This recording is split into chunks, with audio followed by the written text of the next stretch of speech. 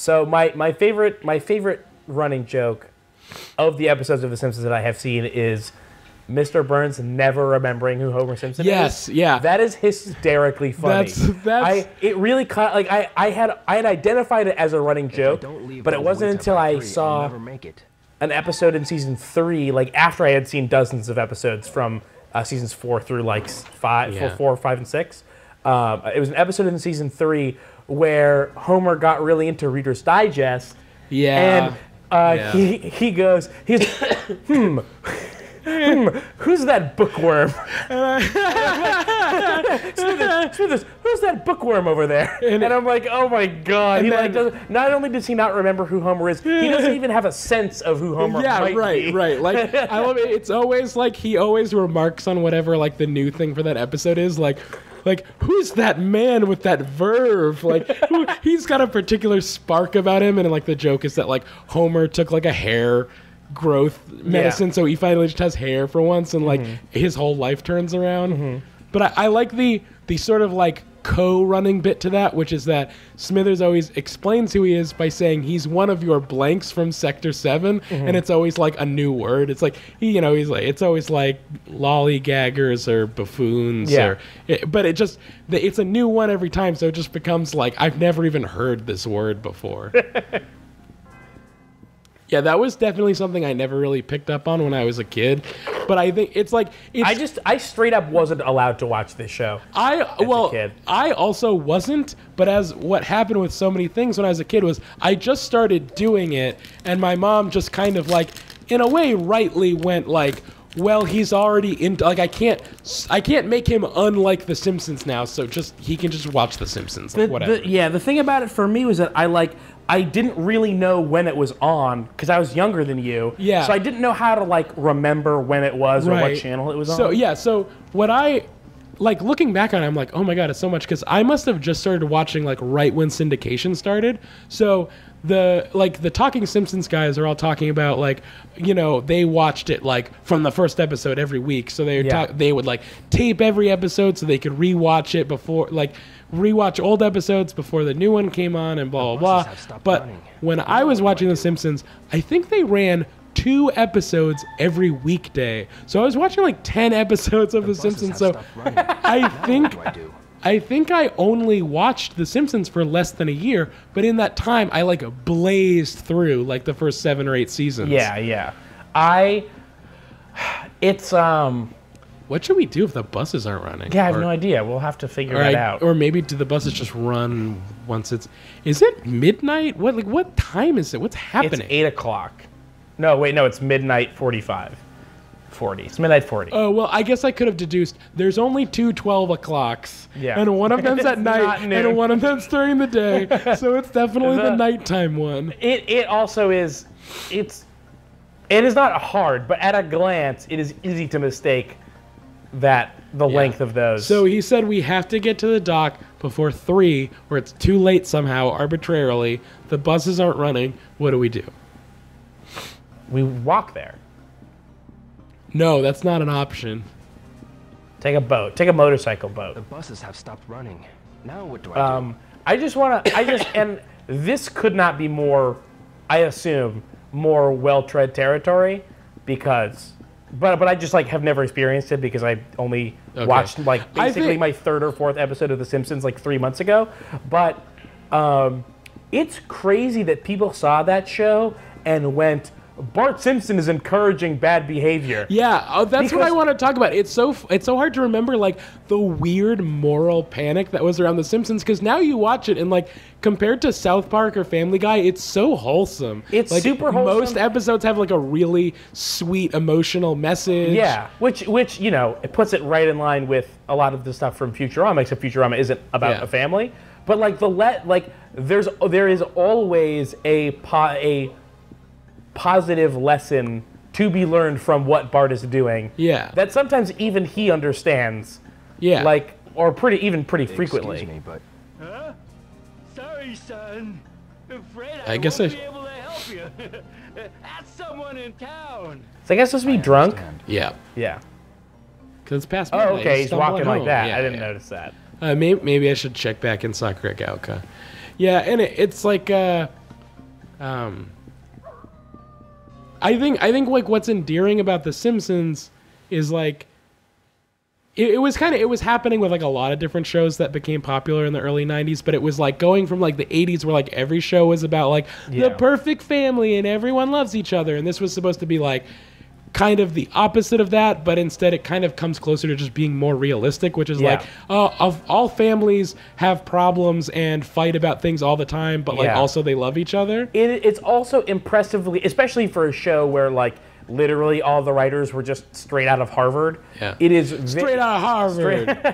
It is. They have a song about that. It is like appropriately critical, but incredibly sympathetic to that to like small town blue collar workers. I also love that and like families and like money problems. Yeah. And I'm like, how did like fucking Conan O'Brien graduate from Harvard and then come here and then figure out how to write home like an accurate description of a family that is like do they buy Lisa Simpson her a replacement saxophone, or do they buy an air conditioner? Like that was a plot point. Like that's like. Yeah. Because I always just imagined, because I never seen that. I think that was another thing that separated from the time, because I think a lot of like, you know, like I am not a Full House expert, but like how many episodes of Full House were about like realistic money problems? Like probably none. Probably none. Probably none. Maybe whereas, one. Like The Simpsons were like maybe like Dave Coulier didn't have enough money for his puppets or something. The Simpsons was routinely like, we don't have a lot of money. Yeah. Like we need, you know, whatever. The other thing is, I kind of can't remember. I think I was going to say something. Oh, I remember. Okay. It is also, like, glaringly obvious now how accurate people were being when they were saying Family Guy is literally just bad Simpsons in every way, like, down to every quirk that show has. Yeah. There was actually...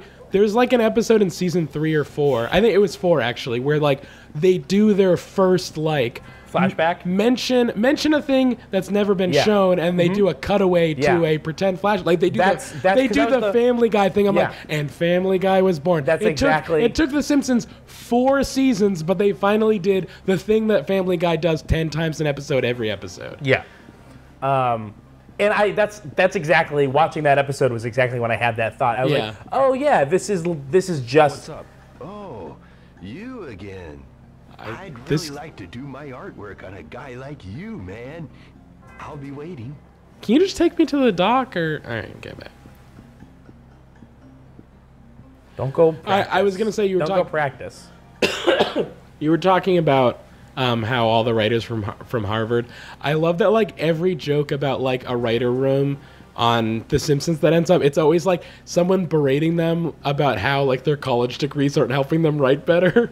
There's like, aren't you guys supposed to be all college educated? Like, get this crap out of my face. Yeah.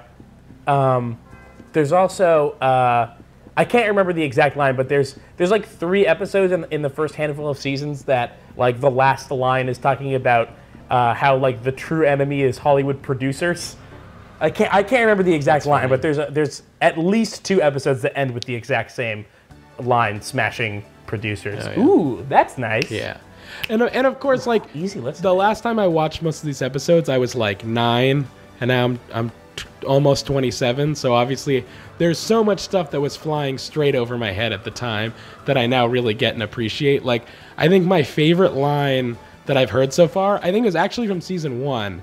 It's from this episode where they do an exchange student thing where Bart goes to France, but for some reason they get someone from Albania, back when that was still in the USSR. Yeah. And so it's like Lisa and this guy named Adil, and they're like arguing like, no, in America you can be anything you want. And he's like, how can you defend a country where 95% of the wealth is controlled by the top 5%? Mm-hmm. And I'm like, okay, first of all, it's adorable that was the split back then. Yeah. And how much worse it's gotten.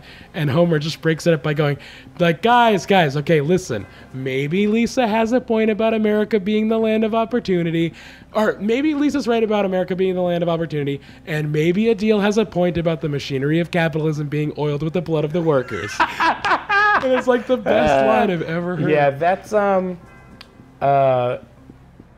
Matt Groening, is that his last name? Matt Groening is the creator, yeah. he has a like a comic strip, or had a comic strip for like 2.5 decades. Life in Hell. Yeah. Which that was a pretty frequently very political. Yeah. And that sounds like straight out of one of those comic strips. Yeah, the Talking Simpsons guys mention Life in Hell all the time, but I have no context for it, so I'm like, okay. It is very like it is very that joke. That's like that's what Life in Hell basically is. No idea. Or maybe we should finally look maybe we should look it up. Do you want? I'm gonna pause. Or I can do it. I thought I didn't have my phone, but I do. All right, I found the answer to how to do it, and it was what I said immediately.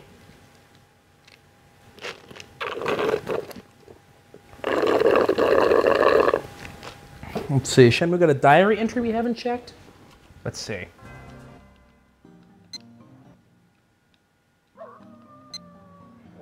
Kyle, Shenmue got a diary entry that we didn't check. I figured it out, by the way. Oh, it just says the bus won't make it. Kyle, I know what we need to do. We have to go to the motorcycles, like I said. And take a motorcycle there. Here. You know how to get to the I don't know how to get to the motorcycles. Where's Game U? Wait, so you don't know Arcade U? It's the arcade. It's right there. No, I mean, where is it? Like physically. You're like going right. I don't have a pretty good sense. Just follow this street. Don't turn.